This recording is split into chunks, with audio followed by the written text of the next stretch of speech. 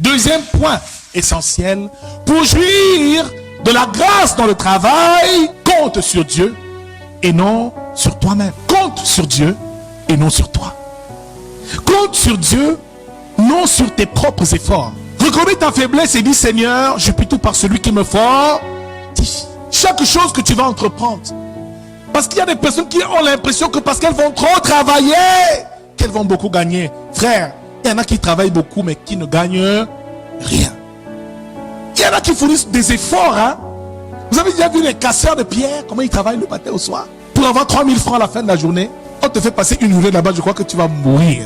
Il y en a qui travaillent tellement dur.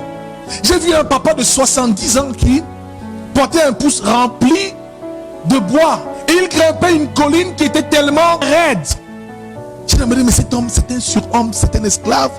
Pourquoi il fait autant d'efforts? Par la suite, il traverse presque toute la ville pour avoir 2000 francs. Frère, ce n'est pas l'effort qui donne l'abondance. Ce n'est pas l'effort qui enrichit. Ce n'est pas le fait de trop travailler qui attire vers toi la bénédiction. On peut faire la même activité.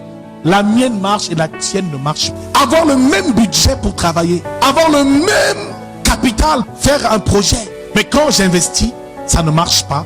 Et toi, tu investis, ça marche. Frère, ce qui veut dire à ce moment qu'il y a un autre facteur. D'autres appellent la chance. J'ai eu la chance. Mais ce n'est pas la chance. C'est la grâce de Dieu sur ta vie au nom de Jésus. Ajoute à ce travail que tu fais avec acharnement le facteur grâce.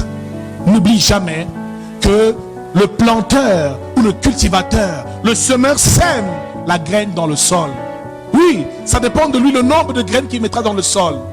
Mais la récolte dépendra seulement et uniquement de Dieu. Car il fait grâce à qui il fait grâce et miséricorde à qui il fait miséricorde. 1 Corinthiens 3 verset 6 nous dit: j'ai planté, Apollos a arrosé, mais Dieu a fait croître.